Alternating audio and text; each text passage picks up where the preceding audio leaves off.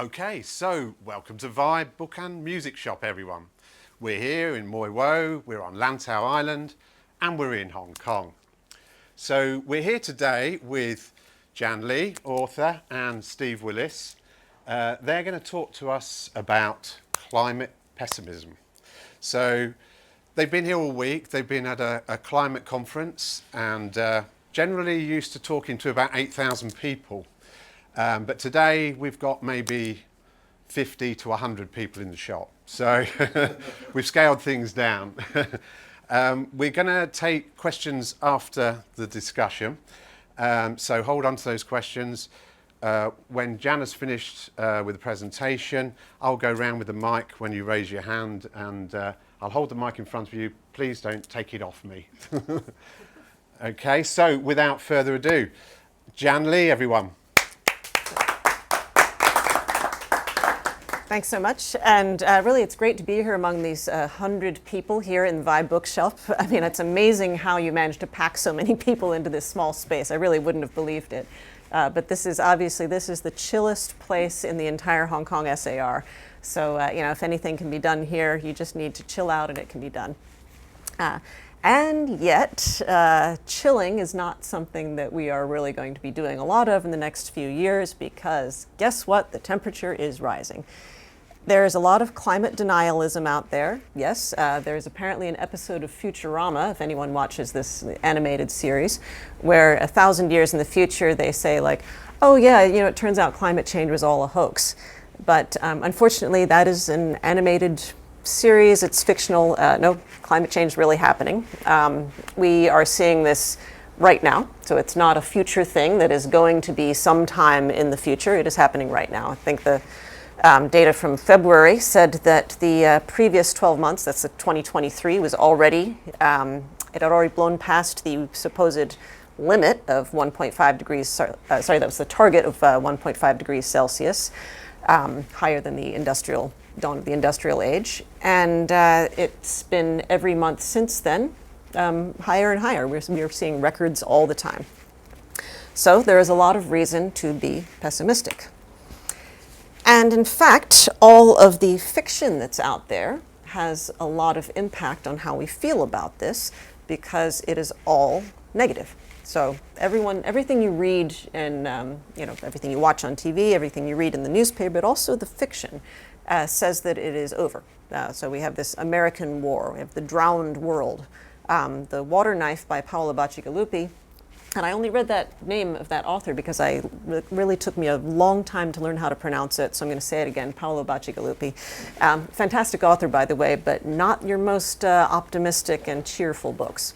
Neil Stephenson, fantastic science fiction author, wrote Termination Shock, which has quite a lot of people attempting to do something, but in the worst way possible, and doesn't really leave you at the end thinking, yeah, I can do it, like we can make it, we're going to make it.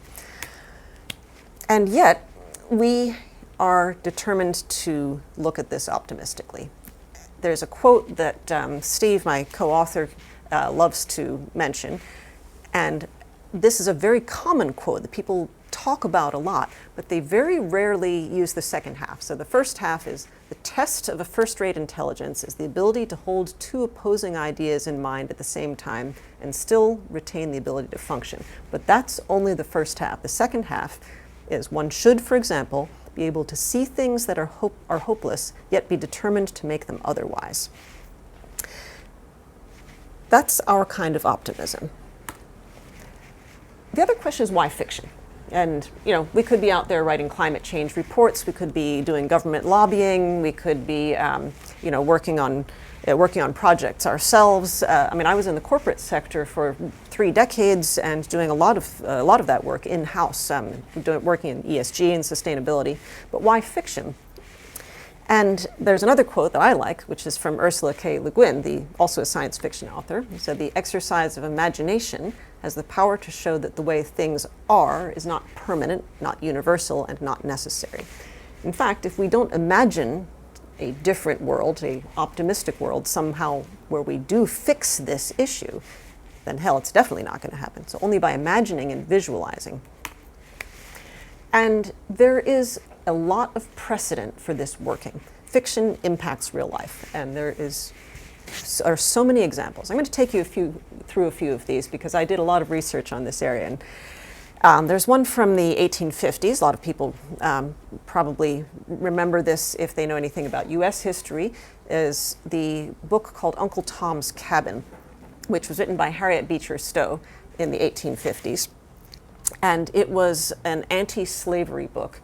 Now, Uncle Tom and the people in the book were fictional. There was no such person called Uncle Tom exactly that went through this. But this book is widely credited with having caused the Civil War in the U.S., which eventually was what happened to end slavery, or end human slavery. Few decades later is something called The Jungle by Upton Sinclair. And that book was about a bunch of immigrants working in the meatpacking industry in Chicago. And if you look on the Food and Drug Administration website today, it will say that the first food safety laws were directly created as a result of this book because of the excesses and the bad practices that were detailed in that book. Something that I remember from my own childhood, I was living in Chicago at the time, and I wasn't allowed to stay up late enough to watch this movie on TV, but it was a made-for-TV movie called The Day After. It was about nuclear war.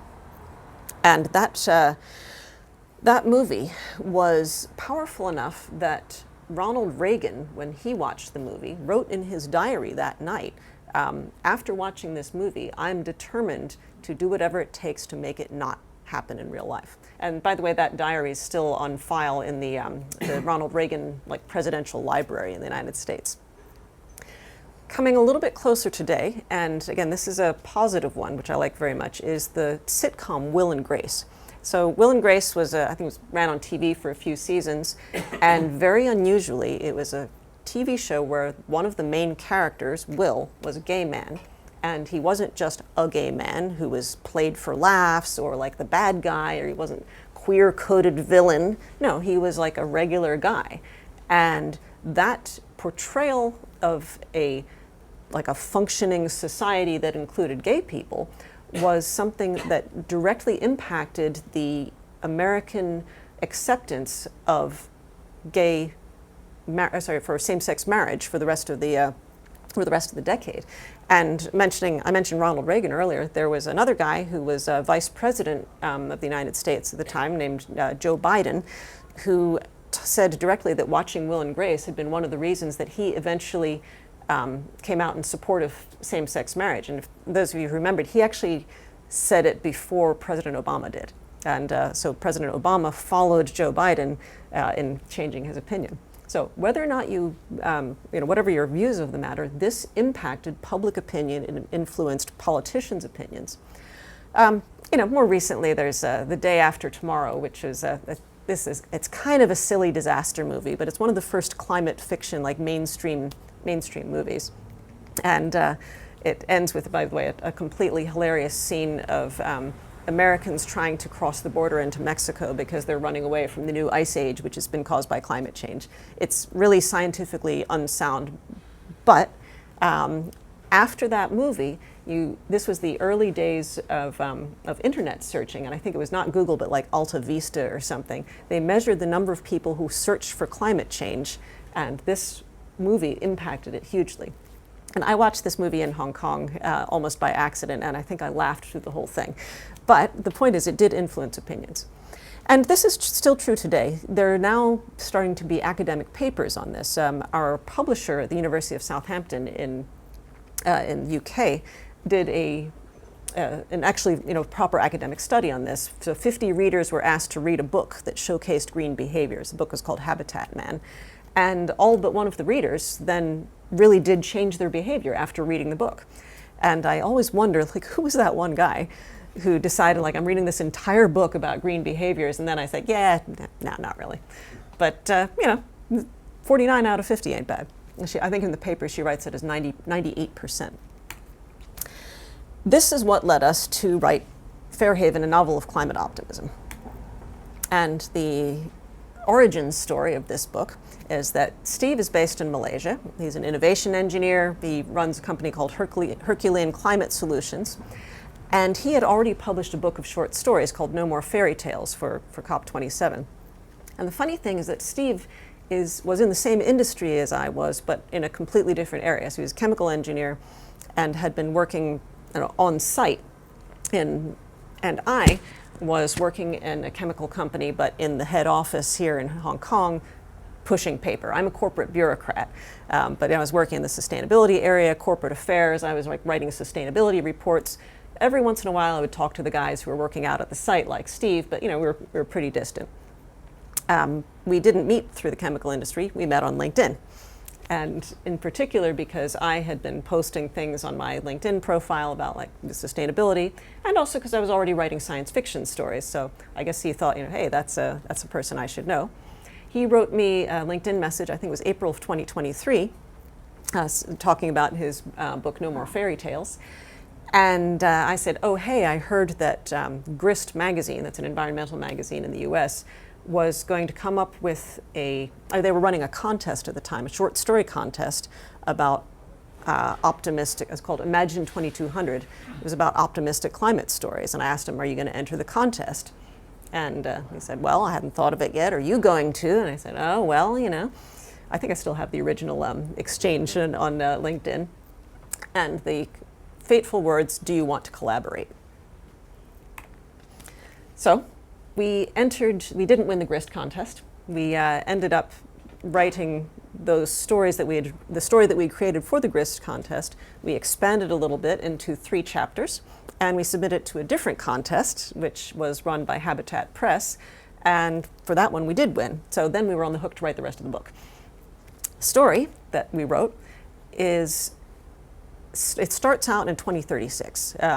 So Grace Chan is our main character. She's a Malaysian woman, and she's about to take office as the president of the newly formed Ocean Independent State, which you don't really learn what that is until later. And she's driving along a Penang dike. Her truck crashes. The tide is rising. She gets stuck, and she's going back. There's like a big flashback. How did she get here? And what can you still do to prevent this climate change from happening? Now, Grace is not the only character in the book. She's the main character. But you see a lot of what she is doing brings in solutions. And the solutions are central to the book. They're part of the plot. I mean, the people are fictional, but the solutions are real. I mean, you can do this in these things in real life. Some of them are happening, but maybe not at this scale in real life. The first one is a coastal adaptation project, and that's where the name Fairhaven comes from. So Fairhaven is a fictional place. And if you look at this map here, it shows on the left-hand side, that's the island in Penang, and on the right-hand side, it's the mainland. Now, unlike Hong Kong, where we have our, HongOng Island there's a fairly deep harbor in between Hong Kong and the mainland. There, it's more like mud flats. It's not that deep. So the idea of Fairhaven, this is fictional, is to do a coastal protection project where you put a dike on the north side, a dike on the south side, and you drain the rest of the land and make that into a city. So there's like these massive seawalls which will protect the entire region from being flooded. And the problem that this is solving is one that's already happening. So in 2017, and this, by the way, Grace experiences this, our fictional character Grace, is in 2017 there are massive, massive floods, which are, it's difficult to say it's directly because of climate change, but the floods have been getting worse and worse over time. This is an adaptation project. When we talk about adaptation, it's the situation is already bad. What are we going to do to protect ourselves in the meantime? So that's one of the solutions. The second category of solutions we're talking about is the kind that will buy time, because there's a lot going on in the background. People are switching to renewables. The banks are starting to fund green projects. There's a reduction in emissions all over the place, but we still need a little bit more time to let those things happen in the background. So we come to solutions that will buy time, and the second one is refreezing the Arctic. So our hero, Grace Chen, she's working on the Fairhaven project. That's her job. She's working with a guy named Hans. Hans is a Dutch engineer who knows all about dikes, because, that's what the Dutch do. And his friend is Kenji. Kenji's working on this project called, which is about refreezing the Arctic. So, the Arctic has about 6 months of winter, 6 months of night, and about 6 months of day, because of that's how things work in the polar regions. if you increase the thickness of the ice, it will reflect more sunlight back into space, and you will not get as much heat absorbed by the dark-colored ocean. So this albedo, this reflection of sunlight, can directly impact the warming, or rather reduce the impact of the warming of the planet. Now, it doesn't fix the problem of getting emissions out of the air. It doesn't reduce the CO2, but it gives us time to do things like the third solution, which is sea orchards.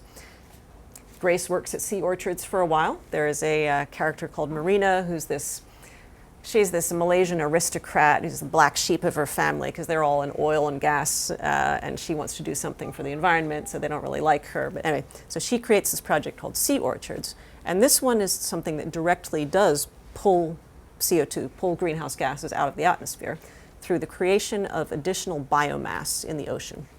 So we always think of rainforests, right, that absorbs a lot of CO2. I mean, rainforests are great, but the amount of biomass in a rainforest, I mean, the trees are high, but they can only get so high, just, gravity. Oceans, on the other hand, are extraordinarily deep. You have a lot of 3D space where you can create huge amounts of biomass, and we already see it happening under unused oil rigs right now. So the unused oil rig there'll start to be a little bit of algae there, and then things eat that, and then the smaller fish eat the smaller things, and the bigger fish eat the smaller fish, and you get a nice little ecosystem under an oil platform. What if we created more of these oil platform legs artificially, created an exclusion zone around the unused oil platform, and created an entire marine habitat? This can be extraordinarily powerful in absorbing greenhouse gases absorbing CO2 from the atmosphere. And they're already some of the most abundant marine habitats on Earth. And by the way, that is also where the cover is from. So if you'll see in the front, we have this thing called Sea Orchards, which you can see these are buoys and the columns beneath them.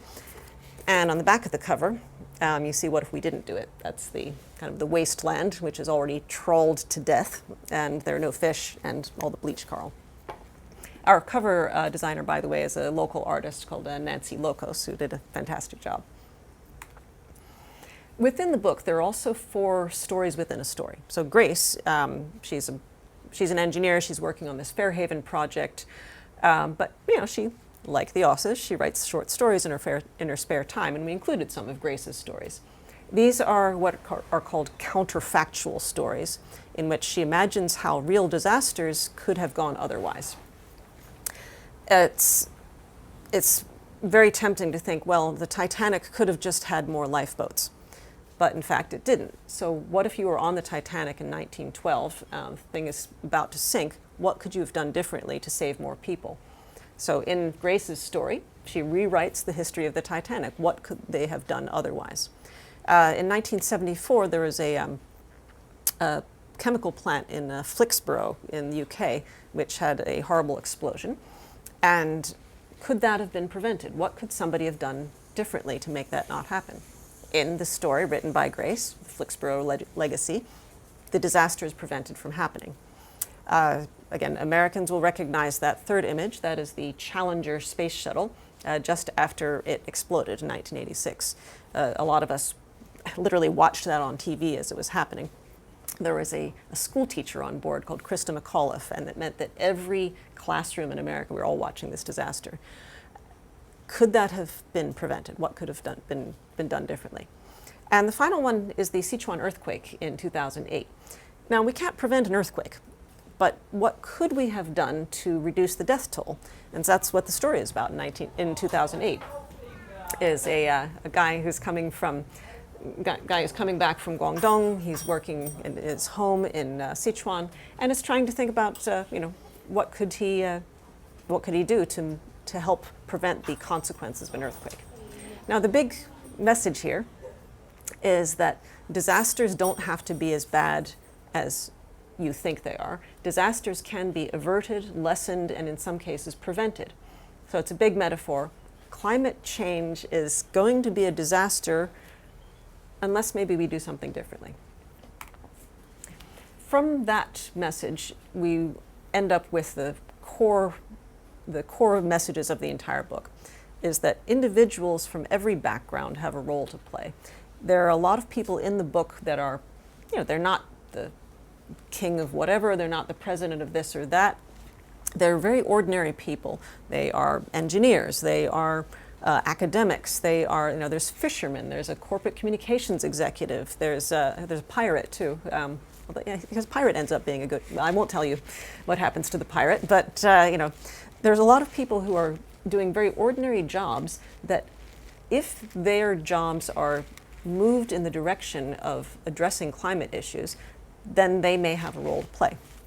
The other message we want to emphasize is that opportunities may arise when they're least expected. So I think we all know the saying, chance favors the prepared mind.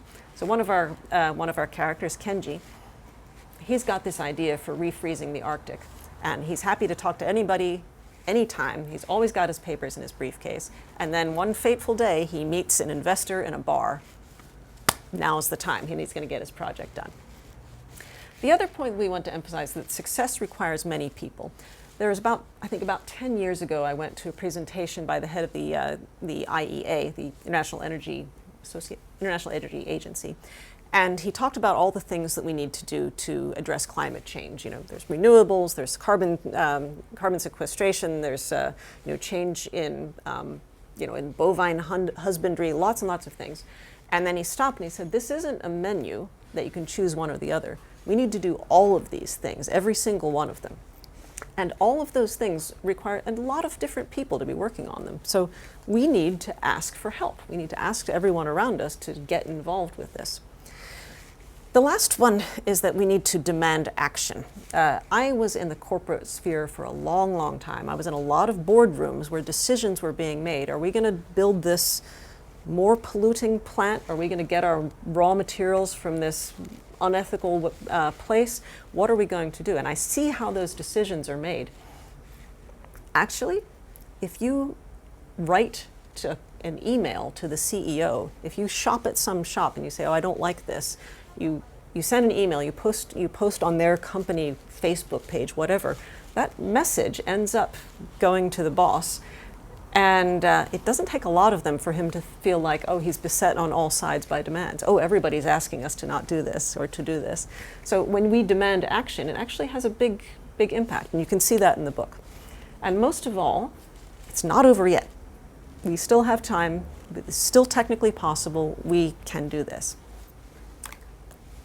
That's the first part of the discussion, and I hope that we have a chance to have a few questions, and especially because Steve, my co-author, is here. He will be able to answer a lot more questions about the technical details if anyone's interested, as he's the engineer among us. Okay. Excellent, Jan. Jan is also, Jan's real name is Genevieve Hilton, so you may have seen that in the slides up there as well. Her pen name is Jan Lee. Okay, so that's probably answered a trivial question for you all. Yes, it was. So this is the book that she's so expertly summarised to us. And what we're going to do now is take some questions. So if you've got a question, please raise your hand, and then I'll come over and then I'll hold the mic in front of you. Don't grab the mic, and we'll go from there. You can also ask questions of Steve Willis as well. Or Jan may put questions over to Steve. Okay, first question. I'm going to have to sit next to you, I'm afraid. Okay. Genevieve, can you talk a little bit about why you write through a pseudonym, and then your history as a writer, some of the other things you've written that kind of help build you towards this project? So it's very simple. When I was in the corporate world, I was using my real name at work, and most of my writing was a hobby on the side. And I didn't want the two to interfere with each other. So I was writing science fiction stories as Jan Lee. And some of them, I have to confess, some of them are like climate pessimism stories, not stories of climate optimism. And mostly publishing them in literary magazines. And I did publish a book of short stories under the title Route 1 and Other Stories, which, the title story is about when the aliens show up on Earth and they're not really very smart. And then there's a there's a court case about the first alien rape incident. So that's the kind of other stuff that I've been working on. And I didn't really want to be going to work and saying like, oh, here, that's what Genevieve Hilton wrote, so that's Jan Lee. And the other question I sometimes get is why that particular pen name? And the idea is that it's as anonymous as possible. Jan could be male or female. Lee, that could be English, it could be Korean, it could be Chinese. You don't know who Jan Lee is. Although interestingly, I did find out that there's a real Jan Lee working in the sustainability community in Hong Kong. So I sent her a LinkedIn message. We're LinkedIn friends now, and I said like, hey, I didn't mean to actually co-opt your name, and she said no, it's good. So I don't think anybody confuses us. Okay, so Jenny, I'm going to come and crouch down there. Yeah, are you talking to people about the solutions as well that you've presented? So I think this is actually an area where Steve should answer the question, because this is... Do you want to go back to the pictures? Yeah, sure. Which one? Sea orchards?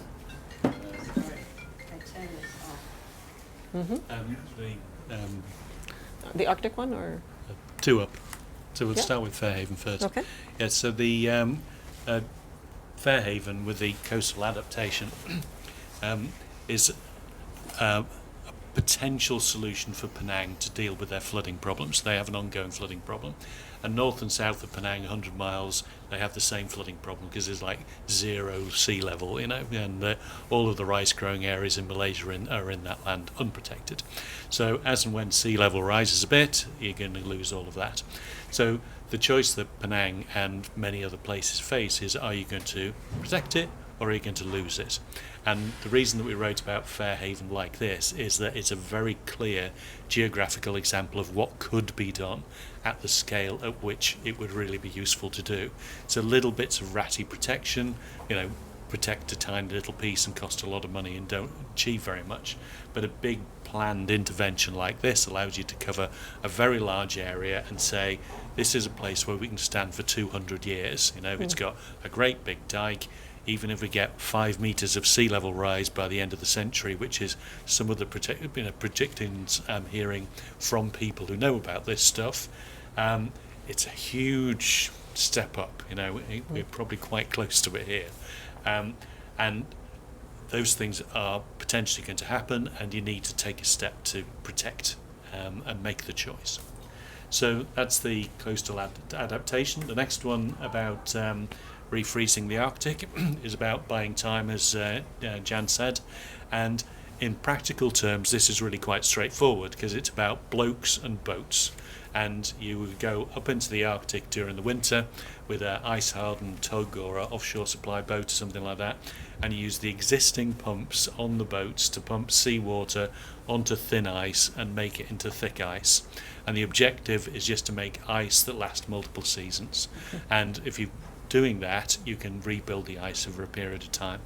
So there's actually 4 teams working on this in real life. So when we wrote the book, there was 1, and since then, we've found more and more teams have started. And then the final one, the sea orchards, is a real project we're actually working in Malaysia at the moment. So we got fairly far with this before COVID. So we'd spoken to some oil companies and found a suitable site and an existing rigs to reef site where a rig had been made into an artificial reef. And we'd spoken to the Ministry of Agriculture and Department of Fisheries and the Telangana government and all of these people. And then COVID came along and said, we're just never going to be able to do it like this.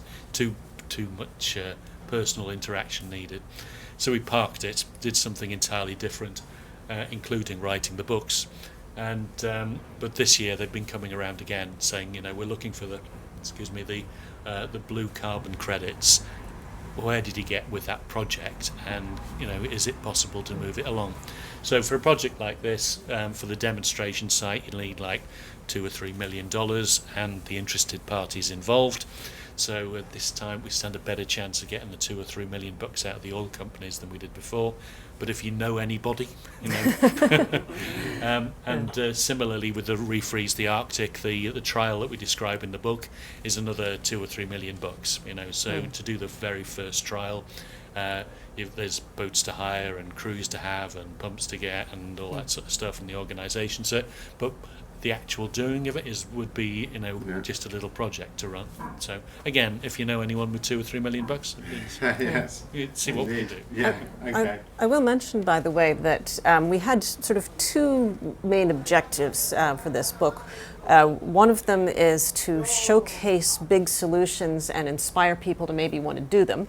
But the other one was a little bit something that evolved as we were writing and as we started to hear some reception of the book.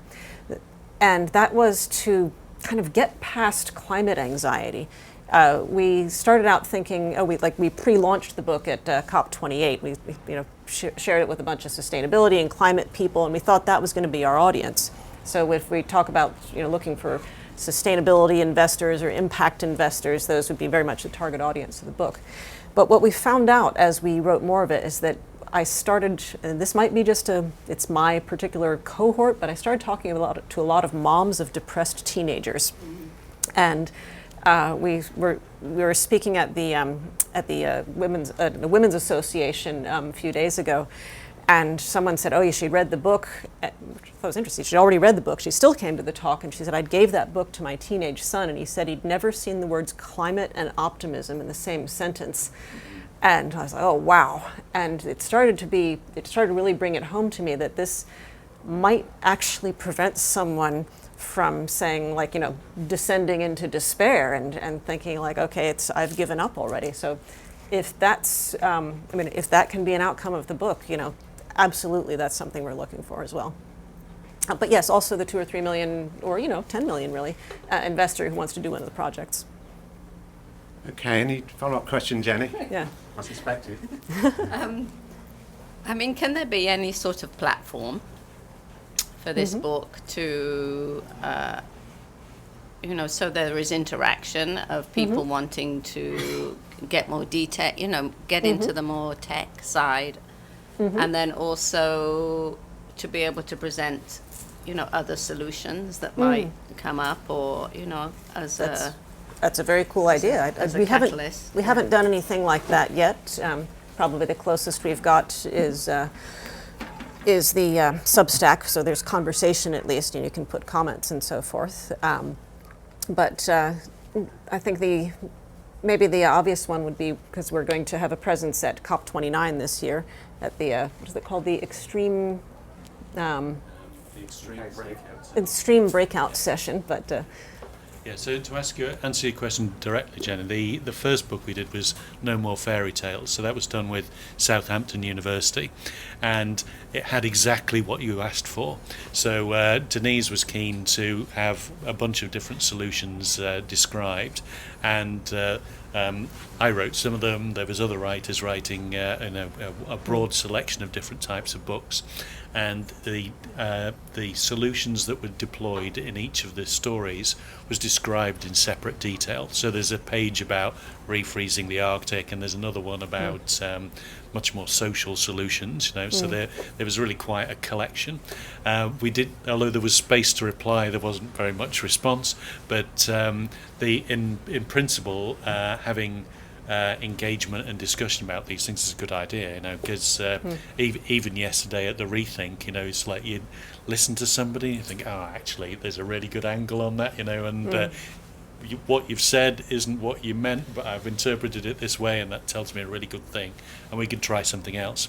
Because a lot of it is about identifying the cunning plans that are in amongst the stuff that you can see but don't recognise, So the refreezing the Arctic is about ships, money, and deciding you're going to do it. And so there's no more impediment to it than that. You just need to kind of decide and do the trials, get the data, and set it out. So there's no laws of physics need to be changed, no new technology needs to be developed. It's relatively straightforward, and there's surprisingly large number of things that are quite like that when you spot them, but you have to kind of get in the swing of spotting them, if you know what I mean. And that dialogue is a really useful way of pulling them out. Okay, so I'm going to come and sit over here. So I have a technical question. When you talk about pilot projects or demonstration projects at what I assume is kind of a micro scale, and the impact that you're trying to measure is on a very macro scale, how does that work? So I think this is something Okay, for Steve again. Steve. Yeah. You're making my arm ache. That's the least problem. Isn't it? Yeah. So if we look at the ocean orchards as an example, so there's an existing rigs to reef site, and when we nearly got the project done, we rounded up the money to do a baseline study of what the fish population was around that site now, after it's been there for 2 or 3 years at that particular point, and we got a baseline study done of another piece of seabed a few miles down the road where there was nothing. It's like empty, empty space, but around the rigs to reef site there was actually quite a lot. So that's the first piece of the baseline study, and then the next was to go back and put the other low cost habitat around it, make it much larger, and then go back and do more sonar studies to look at the volume of the fish that have moved in there, plus taking sediment samples to see how much carbon there is in the soil. So it is a research project, but the intent is to say, okay, we've made a guess, we're going to do a square kilometre that looks like this, and we're going to see how it works out. And then over there we're going to do another one which is a bit different, done in a different style, and we'll see how that one works out, because they all need a bit of a run. And we'll do as many as the money will pay for, and see how they work in different conditions, and then when we come to do another round we'll know more and it'll be better next time, so you evolve your way into doing it. But with the ocean orchards it's very much a photocopy solution. So if you've got a square kilometre and that works in this kind of environment in 25 metres of water, you do it along the whole coast.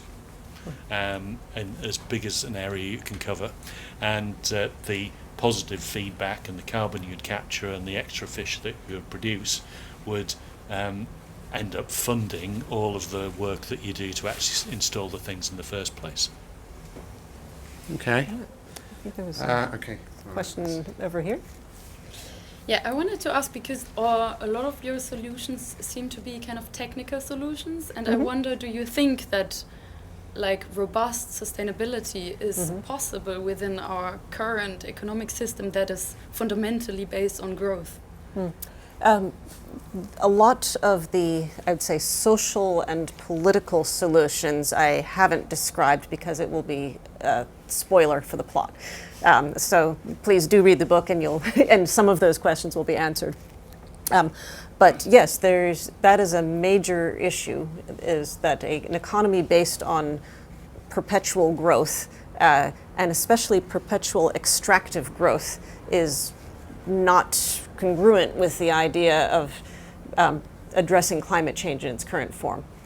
I think the good news is that we are starting to see, not so much on a large scale yet, but in certain levels. I mean, I think a lot of the EU member nations are starting to go in this direction. There are some kinds of companies that are starting to go in this direction, that are looking at alternative ways to maintain, but without extractive, perpetual extractive growth. But yeah, I mean, that is probably the fundamental question. I remember a saying when we measure GDP, gross domestic product, often what we're really measuring is as if a nation was a company that you needed to break into bits and sell off the pieces of. That's what we're measuring GDP as, is just trying to get rid of and extract everything we can from a piece of value. So the idea that we take GDP as a fundamental measure of everything we're doing that's obviously, we don't get anywhere with that long term. But I mean, like yourself, there are many, many people asking the same question: why would we continue in this direction when it has already led us? Sorry, if I go back to the very beginning, when it already has led us here. to a climate that is already changing. The other good news is that this is relatively new. I mean, this idea of perpetual growth is kind of a 20th century thing. That was 100 years. We're now in the 21st century. Maybe this is the moment when we have another way of looking at it. So by the way, I'm very hot on Gen Z. I think that they're almost in power now. They've got a couple more years before they're running the show, and they think very, very differently from Gen Xers like myself. Not that we're unreformable. Okay, there's room for optimism there then. Yeah. Good. Any other questions around the room? Well, I have a question for all of the people here.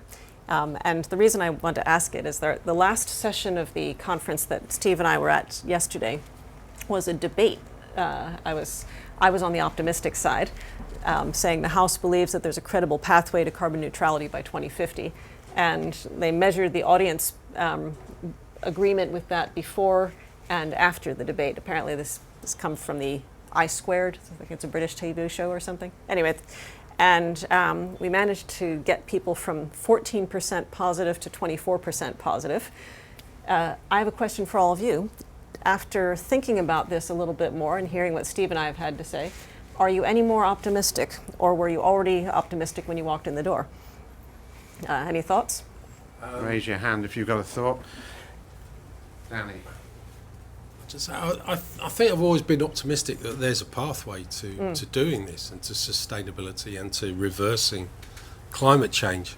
Whether there's the will politically around the world to doing it, that's where I'm pessimistic, because I think our leaders are letting us down in that respect. And so I don't know quite how to answer your question, whether I'm pessimistic or optimistic. I'm optimistic about the method of getting there, but I'm pessimistic that it'll ever get implemented. Yeah. Okay, Parksy. Yes, hello. Have you ever thought that maybe this is just the way it's supposed to be? You know, we humans have no natural enemies anymore, only ourselves. And somehow we cannot keep breeding like we do.